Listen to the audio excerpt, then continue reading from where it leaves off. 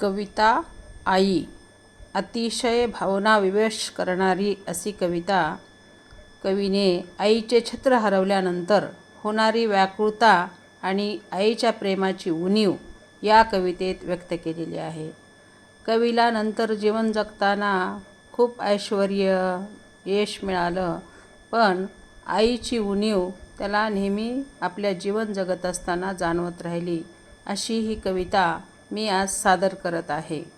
आईची आठवण. कवी माधव जुलियन. प्रेम स्वरूप आई, वात्सल्य सिंधू आई, बोलावू तुझ आता मी कोणत्या उपायी, मी कोणत्या उपायी. तू गाय वासरू मी, तू मायले करू मी, ताटा तुटी जहाली आता कसे करू मी, आता कसे करू मी. गेली दुरी यशोदा, टाकून येथ कान्हा, अन राहिला कधीचा तान्हा तिचा भुकाना, तान्हा तिचा भुकाना. तान्ह्यास दूर ठेवी, पान्हा तरीही वाहे, जाया सती शिरेजी, आगीत शांत राहे, आगीत शांत राहे.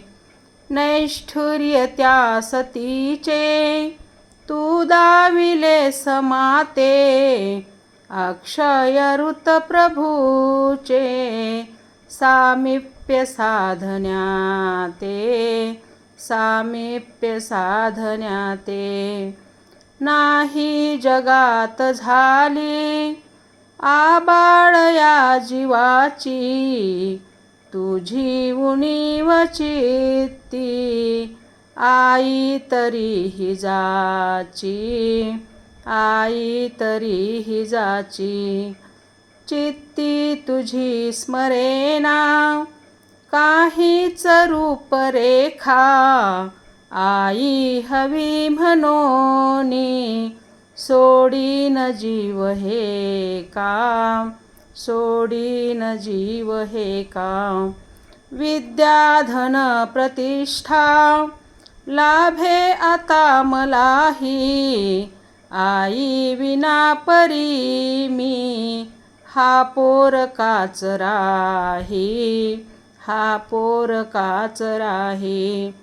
सारे मिळे परंतु आई पुन्हा न भेटे, तेने चिताच चित्ती माझ्या अखंड पेटे, माझ्या अखंड पेटे.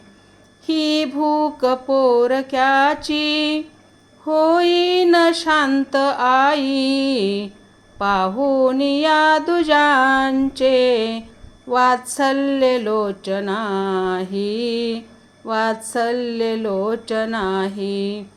वाटे इथून जावे, तुझ्या पुढे निजावे, नेत्री तुझ्या हसावे, चित्ती तुझ्या ठसावे, चित्ती तुझ्या ठसावे. आई तुझ्या वियोगे ब्रह्मांड आठवे गे, कैलास सोडून ये उल्के समान वेगे, उल्के समान वेगे. किंवा विदेह आत्मा तुझा फिरे सभोती, अव्यक्त अश्रुधारा की तीर्थरूप ओती, की तीर्थरूप ओती. घे जन्म तू फिरोनी, येईन मीही पोटी, खोटी ठरोन देवा ही एक आस मोठी, ही एक आस मोठी. धन्यवाद.